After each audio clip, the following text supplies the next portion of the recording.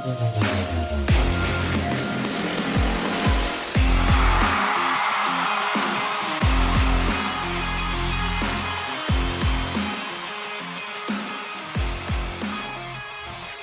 right, Colts Nation, what about a little bit of a midweek update for our beloved Indianapolis Colts? We slowly are working our way past that Week 1 win against the Miami Dolphins and slowly working our way into the back end of the week where we preview this Denver Broncos game, but we're not quite there yet. So in the meantime, there are a few topics that I would like to discuss. They really vary in, what's the way to put it? They vary in depth. So here's kind of the way that I've decided to break up the show. Some of them I feel are kind of just quick updates, rapid fire takes. So at the beginning of the show, we'll cover those. And then there's some more in-depth topics that we'll cover on the back end. Sound good? Hope it does, because I'm in a room by myself and can't hear any of you. So I'm going to go with it. And if it doesn't sound good, then what do you want me to do, right?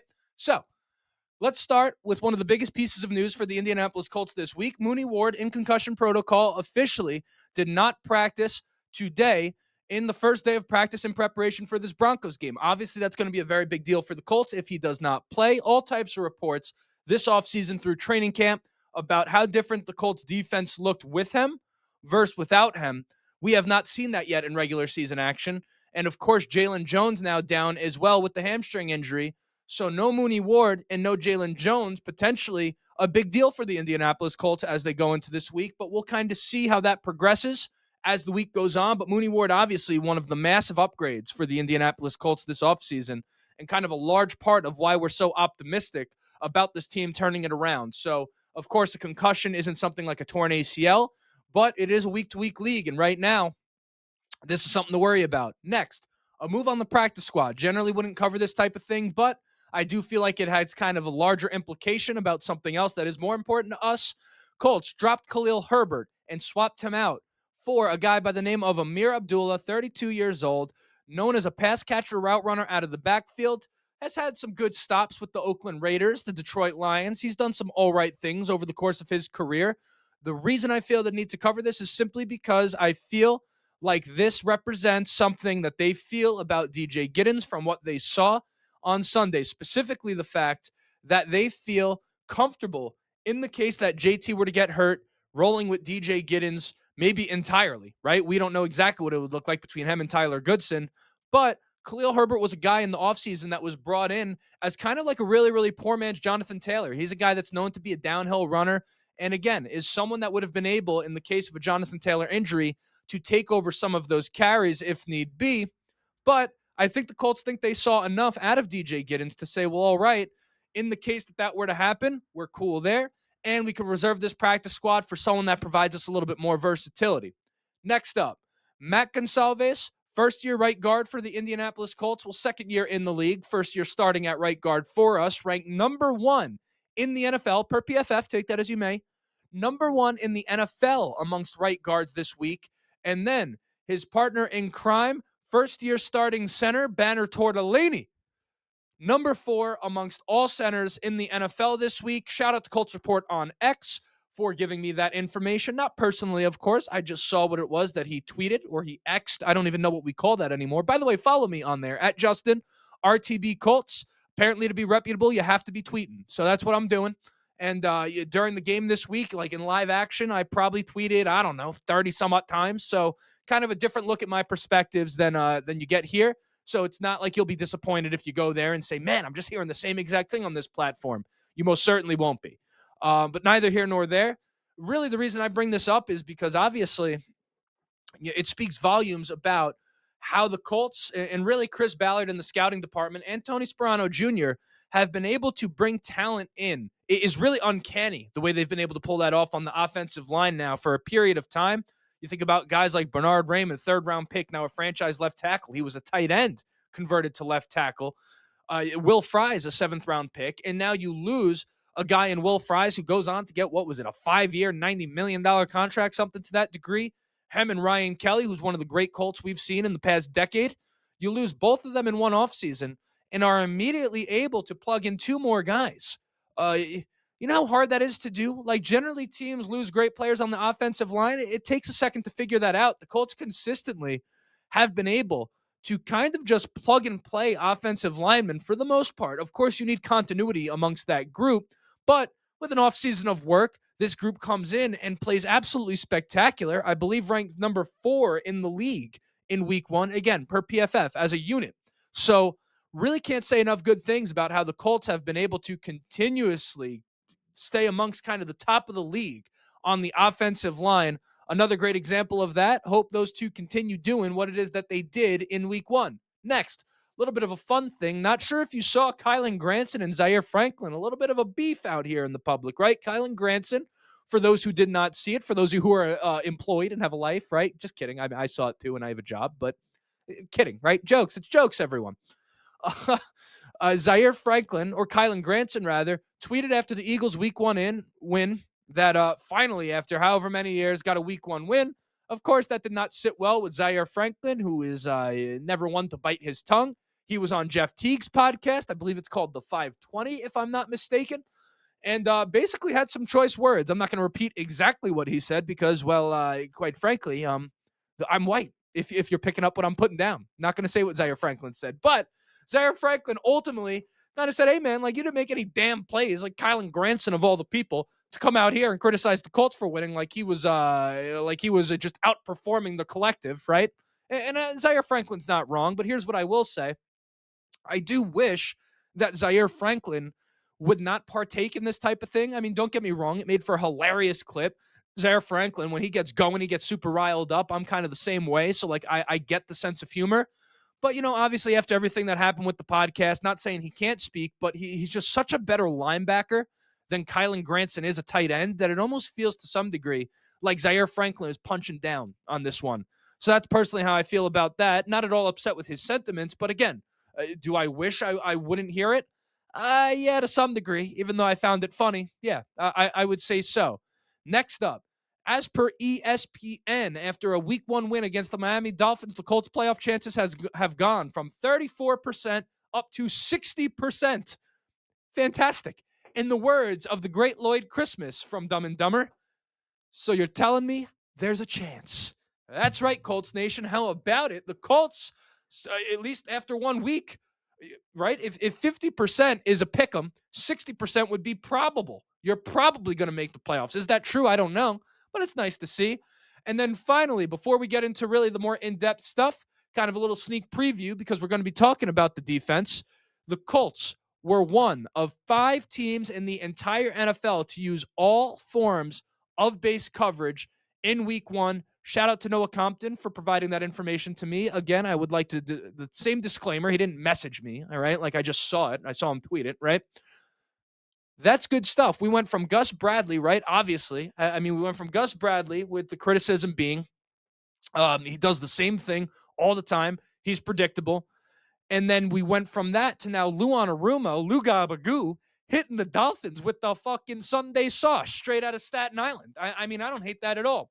Obviously, a masterclass in play calling on the offensive side of the ball for the Indianapolis Colts on Sunday. But the same can be said about the defensive side of the ball in what was a phenomenal performance. So those were the quick hitters. Now let's get deep into the more nuanced topics. What do we got on deck, Justin, you ask? Well, again, as I said, we want to talk more about the defense. We want to show them some love. And I want to talk a little bit about what I like, kind of about what I feel Lou Anarumo has brought to the Indianapolis Colts thus far.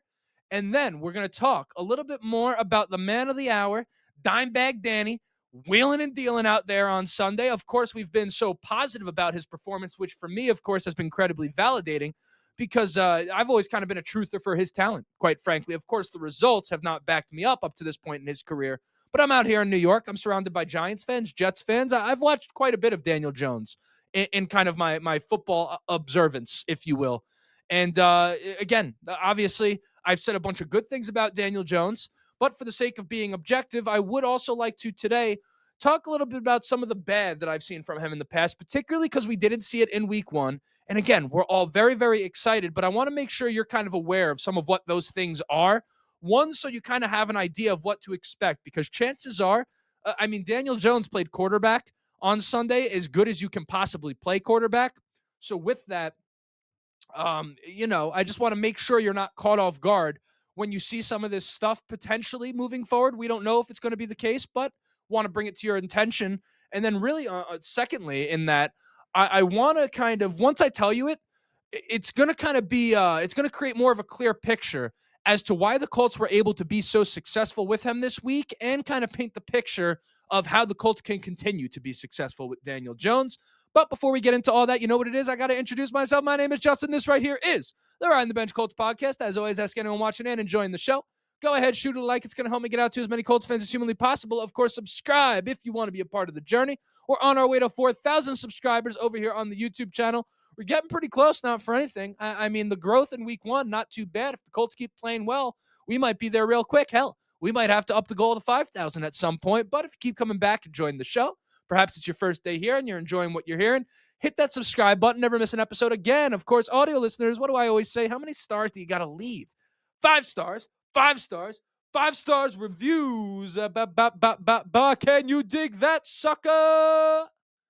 Let the people know how much you're enjoying the show. Of course, those reviews go a long way in making sure that the audio product gets out to more people. But most importantly, be civil with each other in the comments section. You don't know what the person on the other end of the keyboard is going through. As I always say, and it is maybe more important today than any other day, right? For reasons that I won't elaborate on here, because ultimately this is a sports show, and that's how we're going to keep it. We're all in this thing together, right? We're all rooting for the same thing. We're rooting for the Indianapolis Colts. Whether or not we agree on how the Colts find success isn't really the point. We're on the same team here, right? And just want to make sure that you guys are treating each other with respect in the comments section, because there's not enough of that in, online these days, if we're to be 100% honest with you. But without further ado, let's get back into what it is that we're here talking about. And we're going to start on the defensive side of the ball, and really more specifically, I want to talk a little bit about Lou Anarumo and what he was able to do this Sunday, because the defense, I know it's only 1 week, but the Colts defense was absolutely ridiculous on Sunday against the Miami Dolphins. They led the league in forced turnovers, 3rd lowest yards allowed, 3rd least first downs allowed, 3rd lowest passer rating allowed, pitched a shutout for the fine majority of a game against the Miami Dolphins team that it's easy for us to say now that that team sucks, and they just might. But they don't not have talent. I mean, Devon Achane, right? Tyreek Hill, Jalen Waddle. Like, we've seen those weapons perform at a high level against a lot of teams with that guy to turn the ball over playing quarterback too, right? So, like, easy now to kind of try to diminish what the Colts did. But I'll tell you what, defensively, they just put on a clinic against what is a talented offense. Maybe one that wasn't ready for the physicality and the urgency that the Colts brought, but one that does have talent, right? Let alone D linemen getting picks and safeties getting sacks. I mean, we're trading places out here.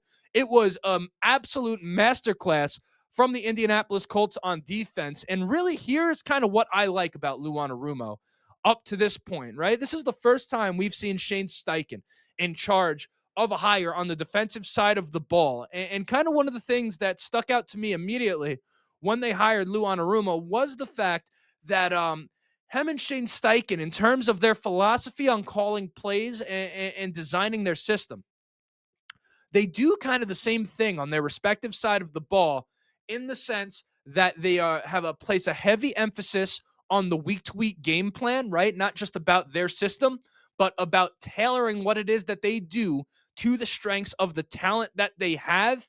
And I think really kind of a match made in heaven in that aspect, because I also think that they probably did make each other a little bit better on during training camp, practicing against one another as play callers. But then also, really, I think Lou Anarumo's presence helped the Indianapolis Colts offense, because when you're against Lou Anarumo, you got to be on your game at all times. There is no kind of settling into it, right? With Gus Bradley, you know what it is that he was going to bring, right? And don't get me wrong, the advantage theoretically of what Gus Bradley does is that the focus is on execution. So the idea is that if you're to do the same thing over and over and over and over again, the hope is that you would get so good at executing it that it ultimately doesn't matter what the other guy is going to do, right? Like, everyone that fought Mike Tyson knew that he was going to come in there with that uppercut, but ultimately, I mean, they couldn't stop it, right? They couldn't stop it. Everyone that fought Khabib knew he was going to wrestle you to the ground, but they couldn't stop it, right? So that is the philosophy behind what a Gus Bradley does. I don't think in the NFL, in the modern NFL, that type of thing is really effective. Once upon a time it was. But again, that's really the big difference between Lou Anarumo and Gus Bradley. And then kind of another thing that I think is maybe different from Lou Anarumo versus Gus Bradley is I was listening to his media availability, and he spoke about this idea of leaning on the veterans. Like, one, obviously, there's the viral clip now about Xavier Howard kind of giving Lou Anarumo some insight as to how to throw Tua Tagovailoa off his game. But also, Lou Anarumo spoke to the idea of, talking to DeForest Buckner in the middle of the game on the sideline about kind of, hey, what are you feeling up there? What kind of stunts can we run? What would work? And he said, hey, those are the guys that are out there. They can feel it, right? Like, it's one thing for the coaches to be able to see it from the sideline, but there's a difference, right? Like, we could watch it on TV and we could see an open guy, right? And we could be like, how the hell did you miss him? But trust me, when you're behind center as a former flag football quarterback, I can tell you, it's much, much different in the heat of the moment. Lou Anarumo understands that. And ultimately, he's going to lean on the guys that are on the field to kind of give him a little bit of insight as to what it is that he should be doing. And again, that differs from Gus Bradley in the sense that Gus Bradley was stubborn in the sense where it's like, hey, forget what you guys think. You're going to do what it is that I think we should be doing. And that's the same thing all game. And you better get real good at it, or else you're going to look bad for it, right? And that's kind of what it was. And I'm not saying that was malicious by Gus Bradley, but I mean, it's a big thing of Lou Anarumo. And then from the show's perspective, maybe the most exciting part about Lou Anarumo is that we do these game previews every week during the regular season, as does every Colts channel. But I really do try very, very hard to dive deep into the matchups and potential game plan ideas. Like, what can you do to neutralize what the other team is doing? And I know with Lou Anarumo, some of these discoveries won't be in vain. Like, I could have last year sat there and said, you have to do X, Y, and Z. You have to stop this player, and this player if you're the Colts. But ultimately, Gus Bradley was going to go out there and not really have a game plan specifically tailored to stop those things for the most part. Lou Anarumo, I know that when there's things that need to be kind of covered by the defense from the opposing offense, you know that Lou is going to have a plan for how to do it. And again, of course, I like the fact that he's from fucking Staten Island, baby. Being a Long Island guy myself, Lou Anarumo, kind of a little rough around the edges, right? Like, all the players, right, coming into the season, when they were asked by the media what they liked about Lou Anarumo, they all gave the same sentiment. He's going to let you know how it is. He's very blunt. He doesn't care who you are. He's going to let you know if you screwed that thing up. And that's what I like about him. And for whatever reason, at least on a personal level, I almost took it as an implication that that wasn't what they were receiving last year. Why? Well, if you're being asked what sticks out, if you were already experiencing that last year, it wouldn't stick out. It would just be part of the course, right? But to say, yeah, this is something that really sticks out about Lou, to me implies that probably wasn't the case last year. And I love that out of Lou Anarumo. I mean, he's got that Northeast kind of, he's got that 2 hours in traffic on the BQE type of fucking anger, right? Like, he's got that, it is what it is. I mean, we have a different edge over here in New York in the Northeast, and it primarily comes because there's too many people around us, but neither here nor there. That's a little bit of love for the defense. I'm really, really excited to see what they can do this week, even if Mooney Ward is out. I think, we'll preview the Broncos game when the time comes, but I think the Colts do have a chance to have some success against the Broncos offense this week. Now let's talk a little bit more about Daniel Jones. And here's the thing with Daniel Jones. As I've always said, I've liked Daniel Jones despite the results that he's had up to this point in his career, primarily because I'm an eye test guy. Like, miss me with the stats. I'm not that guy. Don't get me wrong. It's not that stats are never important, but when it comes to kind of like a weighted what's more important, what you see or what the piece of paper says, right? What the analytics say, the nerds. Hold on. Where's the glasses? There they are, right? Oh, the ADOT of this and the implied points. Like, dude, shut up. Like, the fucking, he either went out there, you watching him. Was he playing good or was he not, right? Like, that's kind of how I feel about the game of football, and it served me well up to this point, right? And for me, Daniel Jones has always been a guy that has passed the eye test in the sense that he looks capable of playing the quarterback position, right? He's my type of quarterback in the sense that, there's all this talk about, and Daniel Jones is mobile, but there's all this talk and obsession about athletic traits and mobility in the NFL. But at the end of the day, to be a successful quarterback in this league, it's always going to come down to your ability to get it done in the pocket. People mistake a guy that's mobile for a guy that's a running quarterback. Like even Lamar Jackson to unlock his fullest potential. And he's one of the most spectacular players in the NFL, despite the fact that the Ravens are allergic to winning games like they did on Sunday. But point being, even he, to reach his full potential and one of the most generational running quarterbacks of all time, had to get better at executing from the pocket. Daniel Jones is the type of guy that when you give him a pocket, has always been the type of guy who can put an accurate ball on a receiver. Like he's always been that type of quarterback. Of course, he didn't have a whole lot of clean pockets in New York, and that sort of deteriorated over time for him. Sounds simple to be able to do that. Yeah, I got protection. I could hit the throw, but not everyone can do it. And it really is kind of a prototypical quarterback trait that is somewhat kind of old school and a little bit of a lost art in the NFL to some degree in terms of at least discourse amongst the fans, right? So that's always what I've liked about Daniel Jones. That being said, where Jones has run into problems up to this point in his career is how he handles pressure in the pocket. And I'm not talking about like situational pressure. Like I'm not talking about like you're down by 3, there's a minute left, you got one timeout and you got to drive down the field. Not pressure like that. I'm not talking about those moments. I'm talking about legitimate pressure from the defensive line, blitzing players, all of this stuff. When things break down in the pocket, Daniel Jones, up to this point in his career, has made a ton of boneheaded plays in those situations. And that has really been the problem. Whether it really be interceptions or fumbles, and really more so it's been fumbles up to this point, the ball security has been a problem when Daniel Jones gets pressured. And the reality is that we did not see all that many of those situations this past week for Daniel Jones.